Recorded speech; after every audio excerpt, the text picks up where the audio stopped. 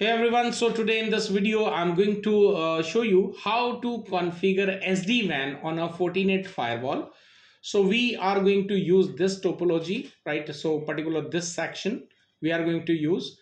This is the internet, okay, through the internet, the reachable to the ISP router, and we have the WAN one, or you can consider the ISP one, and the below link which we have the ISP 2 link, or we can consider as WAN 2. Okay, so now first of all we need to configure this firewall. We need to configure the management interface first of all, so that we can access this firewall through for the graphical interface. Okay, how to do that? So simply click on the double click on the firewall. So before, okay, it's under the booting process. Let's the booting process complete. So now let me open the computer. This is a Linux based computer. So if I say ping 8.8.8.8, which is the open DNS, so now you can see we are not reachable to anyone. Destination host is unreachable. Let it be. So now let's configure the firewall first. Okay. So now you can see there is no configuration as of now. So we'll straight away, the username is admin. There is no default password available. So straight away we'll hit enter. Now it will ask you to provide password. So I'm going to configure password 123, confirm password 123. So now we are in the firewall. So now let's configure the port number 1 as a management interface, so that we can access for the graphical interface, config system interface, and edit port 1. So now the by default all the port which are there in the firewall, they are configured as a DSCP. So then so that if there is a DSCP server, the port should get the IP address. But we are going to configure this as manual.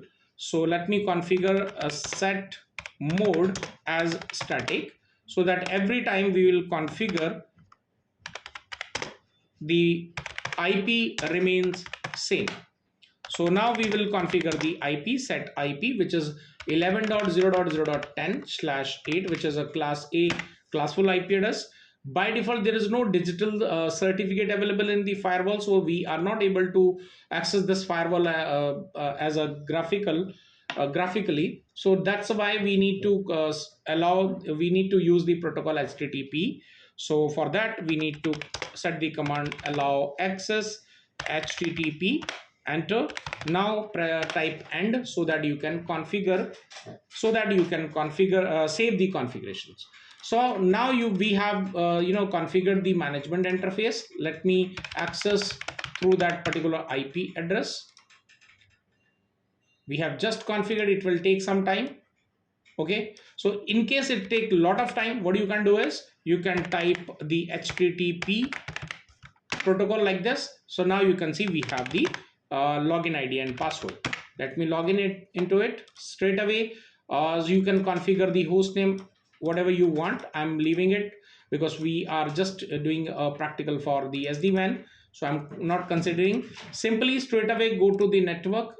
First of all, we need to configure these three interfaces. So port number 4 is your local area network, which is LAN 1. Sorry, there is only LAN. So the IP address is 10.0.1.1/24. So I'm allowing the ping out here. And the port number 3 is your as ISP1. Port number 3, you can configure ISP1 or maybe WAN 1, whatever you feel like. So the IP address 172.16.1.1/24. Let me allow the ping. Press OK. Now the port number 2, we have the WAN ISP2. So I'm going to configure ISP2 172.16.3.1/24. Let me enable the ping so that we can test. Now we have configured this. Now let's configure the DNS. I'm going to use the open DNS, which is 8.8.8.8, and the other alternate DNS is 1.1.1.1. Apply OK. Now let's configure the SD-WAN. Okay, now first of all we need to configure the zone. Let me configure TGM SD-WAN. Now let me configure the member, which is the physical interfaces. So ISP1. So the zone is TGM. So the gateway for this is this .2. So 172.16.1.2. There is no requirement of a slash value. Let's do that. You can see it's green. So the let's configure the second interface, which is ISP2 link. Again the same gateway will 172.16.3.2. Let me check, it's 3.2, perfectly all right. Now you can see we have this ISP physical links under the zone. Now let's configure the SD-WAN route. So anything come to this static route, it should be delivered through the SD-WAN zone. Simply we have done that. Now finally we need just one thing to configure, and that is the most important part, which is firewall policy. So let's configure the LAN to WAN through through SD-WAN. So LAN to WAN, which is through the SD-WAN. You can see I have selected that interface. Source can be anything, destination can be all, services all. Of course there is a need of NAT, because we are communicating, transmitting the data from private to public and public to private. So all session, press OK.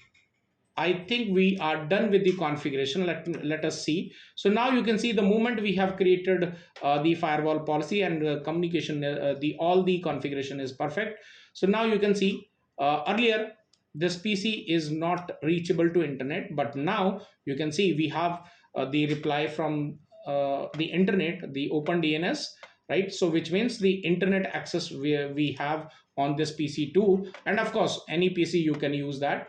So that's the easiest way to configure the SD-WAN. You can use that.